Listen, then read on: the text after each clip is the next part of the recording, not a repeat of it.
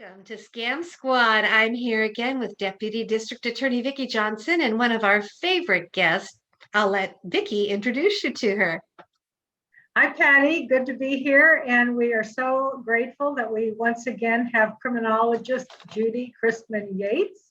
As you know, Judy writes a wonderful financial exploitation newsletter, which comes out once a month, always chock full of very, very important information. And I asked her to come here today and talk to us about hacking, because we throw that word around a lot and we talk about what happens if you get hacked. But I wanted her to give us some more detail and specifically to talk about how do we know if we've been hacked. So welcome, Judy. So good to see you again. And let's start out with this question. Would you tell our audience what hacking means?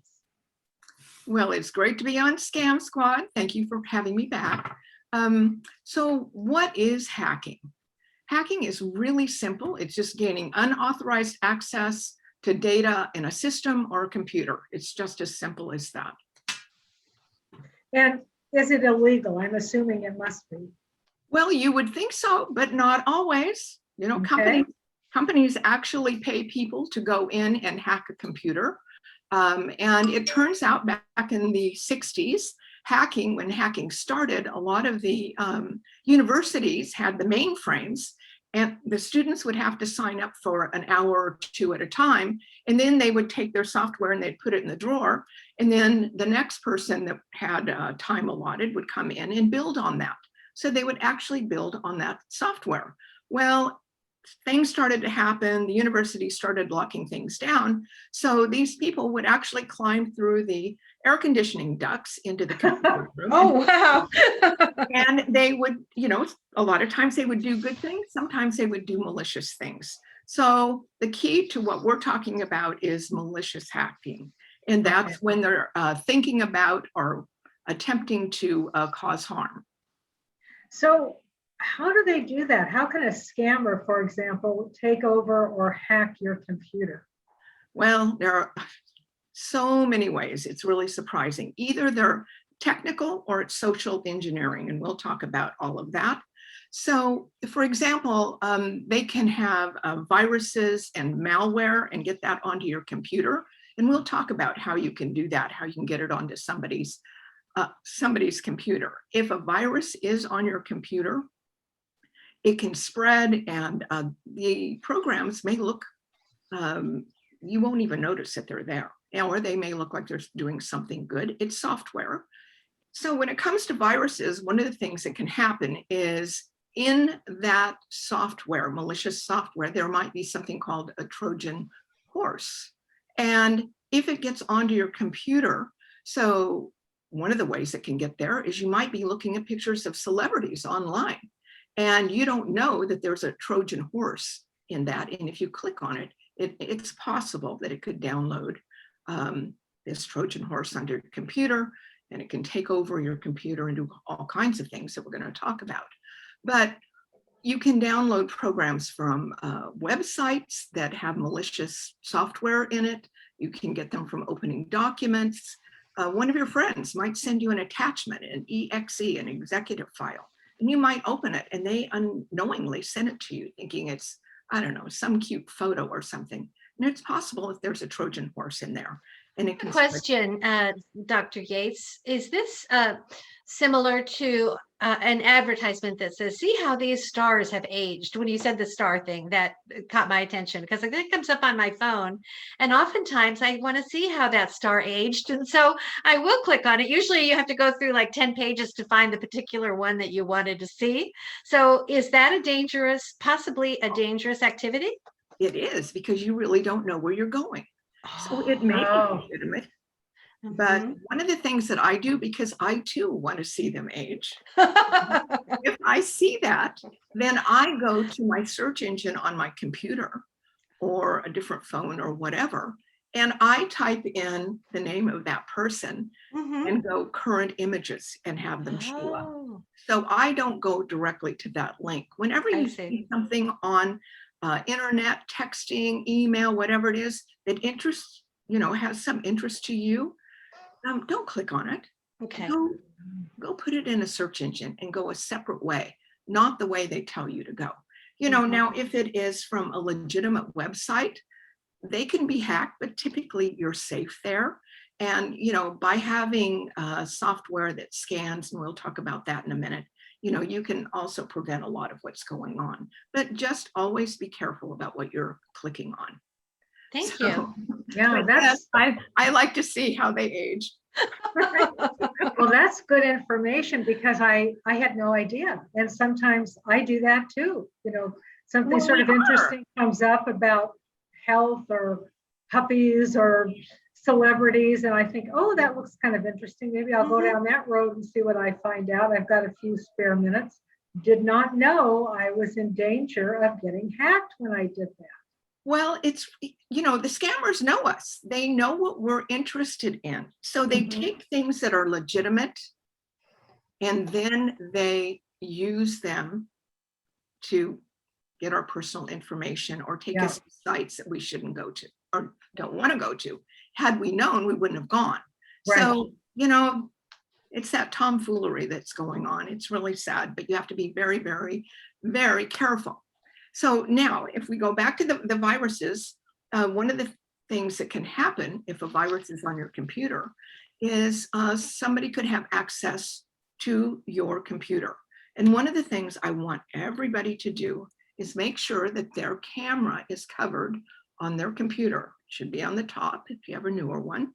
And either take masking tape, I happen to have some yellow, or they do have these little gadgets that they sell online that you can stick on over your camera lens and then it slides back and forth. And the reason you need to have that on there is you keep your camera closed all the time unless you know that you're on something and you want to be videoed, because it's really amazing. I have people who have been scammed, who've allowed access to their computer, whatever it happens to be, and they don't know that they are being viewed. Oh. If somebody takes over control of your computer, you don't know that.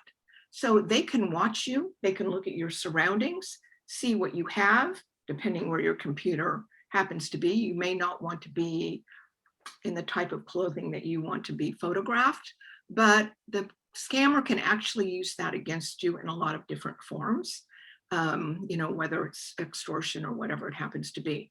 But a Post-it note, a piece of tape, something over, and so like I put it over that, boom, you can't see me. And so for this particular segment, you go, Judy, where are you? Oh, okay, let me, you know, take the cover off my camera. So just beware. That's something that's simple, it's cheap, and it can save you a whole lot of problems. So be very, very careful. But other than being able to secretly monitor you, some of the viruses, they can scan for your private information, they can get your passwords, they can get your email. Remember the scams where one of your friends got something from you and said, oh, gee, I'm in this foreign country and I've fallen and I'm in the hospital and I need money. Well, probably what happened is they may have opened an executive file or something like that, gotten a virus, and they passed it on to you in the form of the scammer got all of their contacts, and now they're looking like you, and you respond and hopefully not send them money. If you get that scam, make sure you call your friend on a phone and say, you know, are you really in this country? Do you really need money? So, you know, be very, very careful.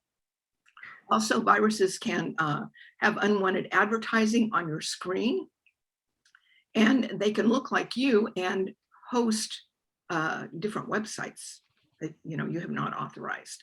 So, you know, you need to be really careful. Also, a virus can turn off your security defenses. So it can go in and turn off all your scanning features. Well, your computer doesn't know that you didn't do that, and it didn't warn you because it thinks your computer thinks that you turned that off, but no, a virus did. So you have to be very careful in that regard. Another way that they can get to you is Wi-Fi eavesdropping. And you've always heard that if you go to an internet cafe, you need to be very careful because if it doesn't have strong security, anybody in that vicinity can get access to your computer and, you know, whatever you happen to have on it. But it's not just public places like the library or, wherever it is you happen to be. It's at home. So we all have these Wi-Fi networks. They come with default passwords, which anybody can get access to, or at least it's not hard to get access to them. Once that's set up in your home, you need to have a very strong password so that, and change it regularly, whatever it is that you need to do. Because in this day and age, you have things like Ring Central, which is really an awesome thing that you can have a doorbell on your front door, and it has a camera and it uses your internet. Did you know that if you don't have strong passwords, that your neighbors can use your camera? They can use your internet service. They can control your lights, whatever it is that you're giving them access to. So the eavesdropping is very, very concerning, and it can be protected with the password. Also, So Judy, yes. I'm sorry, I didn't mean to interrupt. Go ahead. Okay, that's okay. So how do you know? Are there any signs that might tell you that a scammer has taken over your computer? In other words, that you have been hacked? How would you know? Well, actually, there's a few things that you can do. And right before we go to that, I'm going to tell you about a couple more things. Okay. And then we will go into what you can do to protect yourself, or what you do when you see something strange. So after eavesdropping, then let's go on to ransomware. So ransomware copies your personal files or your photos. And you get this thing that says, it's kind of like extortion. You have to pay this amount, send Bitcoin or gift cards or whatever it is. And I can tell you that anybody that's asking you for Bitcoin or gift cards is 100% always a scam, because it's really hard to track that, almost impossible. And in my experience in working with law enforcement, is you are a willing victim. If you want to send them that money, you can do that. They have other crimes that they need to be handling. So be very, very careful. Another one is scareware. Scareware goes onto your computer, through a virus or whatever, malware. And so you'll get these things that come up and say, like a text scam, for example. Your screen goes to all different kinds of colors and maybe sounds come on, and it scares the heck out of you and says, click here, and we can help you, or we're going to upgrade your system, or whatever it is that you're going to do. So it's scareware. Never click. We'll talk about what you need to do in just a moment. And the last thing that we're going to talk about, the last topic before we get on to what to do about it, is social engineering. So social engineering is not technical. This is just a matter of people using their people skills to get information out of you, whether it's on an email, a telephone, a message, handwritten, snail mail, whatever it happens to be. So they try to charm you. Sometimes they try to intimidate you. Usually intimidation comes last. To be a con man, to be a scammer, you need to be pleasant, at least to start, until you get something you want. And then if that doesn't work, a lot of times they go to threats and that type of thing. So that's the list of how they might get access to your computer. Okay. And how would you know that they're there? Well, if you get a ransom message that shows up on your computer, bingo, that you've got a problem. Yeah. All right. So some of these things are really obvious. If you get a fake antivirus message, you're not going to know if it's fake or not. So it's what I described earlier. If you get a message that tells you to take an action, especially if it tells you to do it quickly, and whenever there's something going on that's quick, they're trying to disarm you. Just like I tell you about the camera, if they can see what your reactions are, you're giving them a lot of power. So don't give them power, don't react, don't click, just all over the place. Just take a deep breath, look and see what it is. If you don't know what it is, you close down your computer. Think about it. You don't have to react immediately. Believe me, if it's a scammer, they're going to get back to you. They're not going to let you go. You may have new browser tools. So all of our computers, we have all of these little icons, little pictures up there. Sometimes they have, a term that tells you what it is. Sometimes they don't. Okay, well, all these applications are trying to make things easy for you. Whether it's send or, search or, whatever it happens to be. But when you get software, whatever it happens to be, whether you're on a Mac or a PC, get to know what you have on your computer. That's your home, your computer. We all need a computer these days, so it seems. So get familiar with it. And when anything is different and anything shows up and you go, what is that? You need to be really concerned, and you need to go to a separate search engine and just ask about that type of icon or whatever it happens to be. If your internet searches are redirected, you may or may not know in that particular case. That's just one more strange thing that that happens to go on. It turns out that your internet searches, you can go on and set what it is that you want to come up, like Google, Yahoo, DuckDuckGo, whatever it happens to be. But if things show up that are not normally there, then you need to be really concerned. Also, if you have pop-ups, random pop-ups, so you're just usually you're looking for things online and all these things pop up and get in your way and, take up your time and energy. Sometimes I just slide my screen over so I don't have to watch all this activity over here. But it's there to get your attention. Sometimes those can have viruses in them, or they may say, oh, you've won this, this computer, click here, and you have 30 seconds, a minute, whatever it is, there's your time thing. That's a clue. They're trying to make you act quickly. That is a red flag. So, be very, very careful. If your password's not working, oh, that's another indicator. And close down your computer and we'll talk about what you need to do next. So if you see unexpected things installed on your computer, one more thing, it doesn't look right. So don't click on it. You can go to a search engine and check out the name of it that happens to show up. If your mouse is moving or the cursor is moving and you're not touching it, you're not doing anything, oh, gee, that's a red flag. That's a bad sign.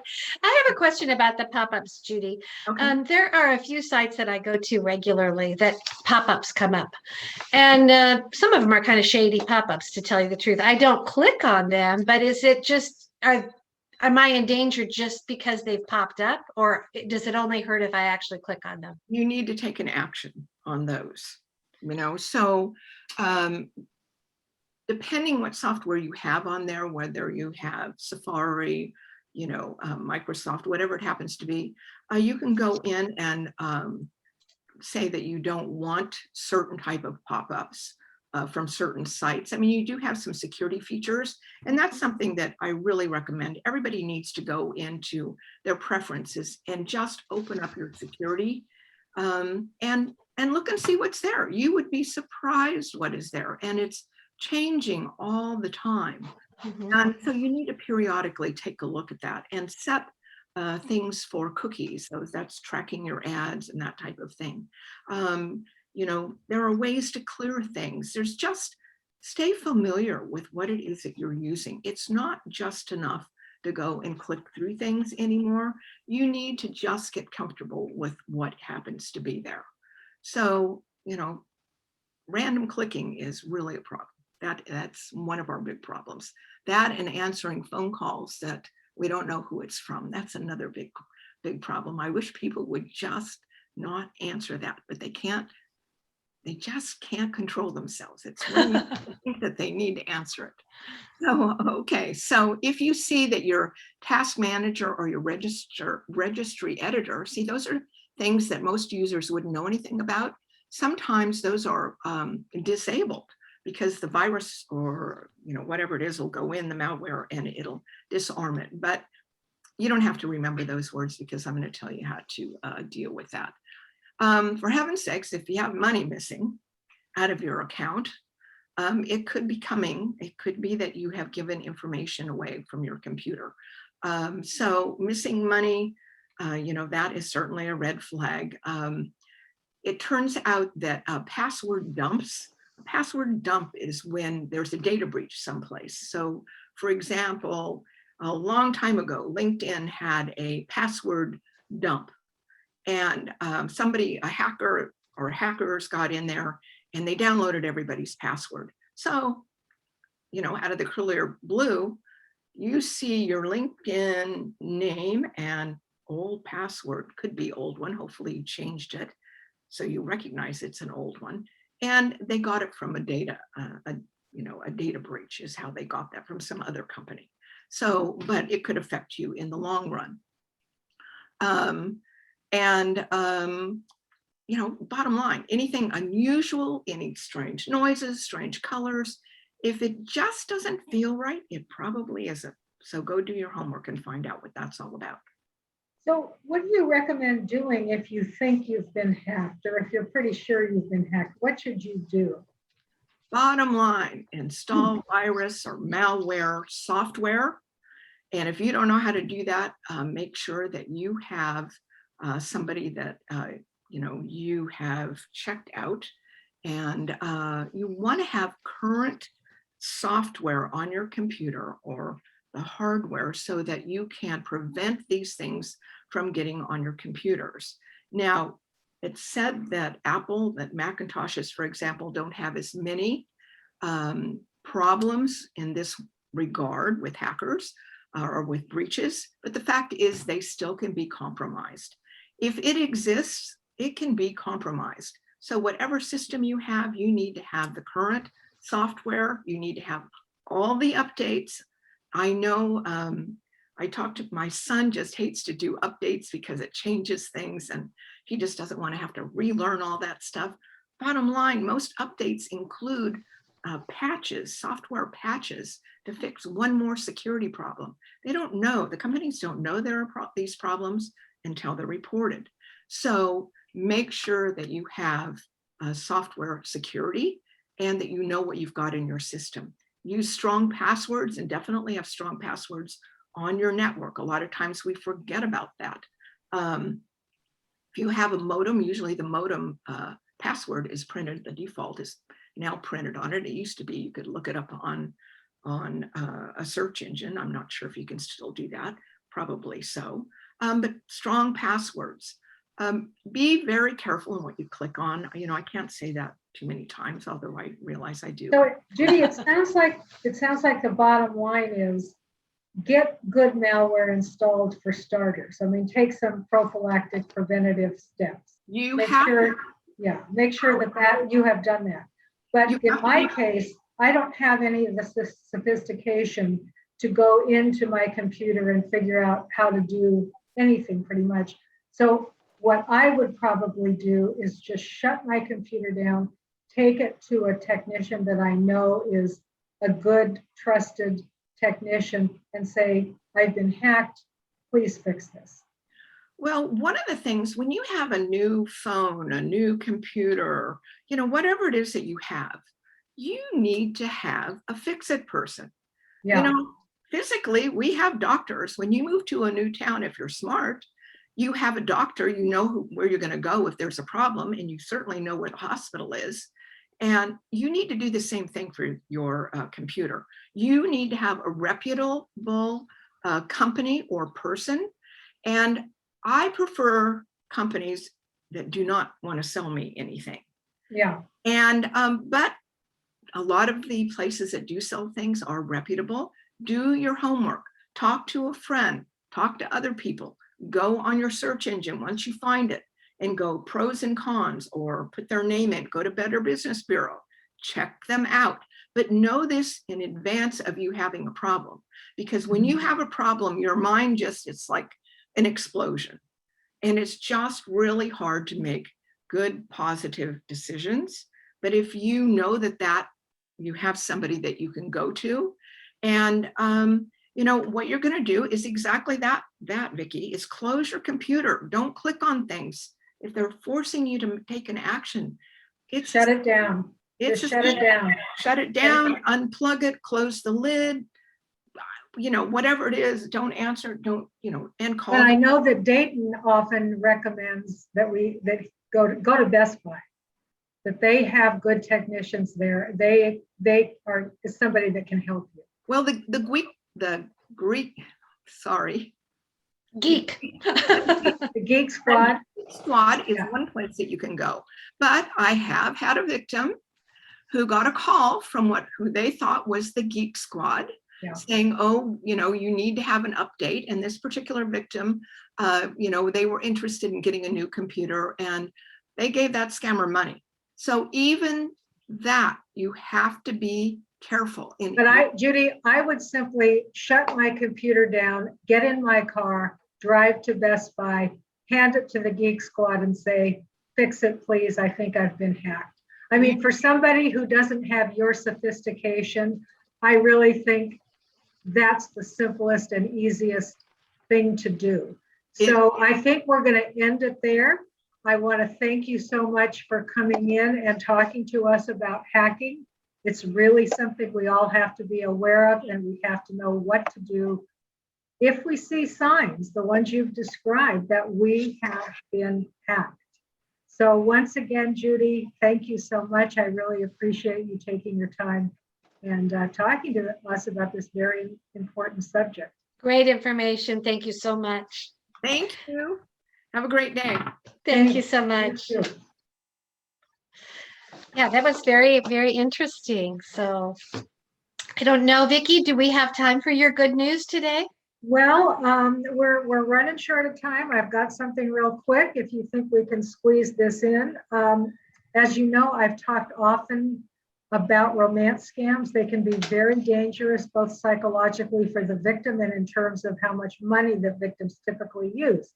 They're one of the biggest sources of revenues for scammers, the romance scams. So this came from Department of Justice. Maryland man pleads guilty to financial scams using online dating sites. The reason this caught my eye is usually these fraudsters are doing this from countries like Nigeria or India or Jamaica. We have no way of finding them and shutting them down unless the FBI gets involved. But in this case, we actually found a guy. He was using online dating sites, establishing relationships with people, pretending to be a Marine, and get this, a Marine who's with a son whose mother had died. So really appealing to, I know. And he would say he was going to marry each victim, buy a house with them, raise his son with them, have children with them. And then, of course, he had very pressing financial needs, some things to do with a car, legal, health problems. They estimated that he got about $276,000 from at least 8 women who he had scammed, residing in several different states. They were able to find him, they were able to arrest him, and he is going to be prosecuted. So yay. Yay, good We news. finally got one here locally. That's good to hear. Thank you Yeah. so much. Look forward to hearing what you have to tell us next week, Vicki. Take Thanks, care. Patty. Bye-bye. Bye.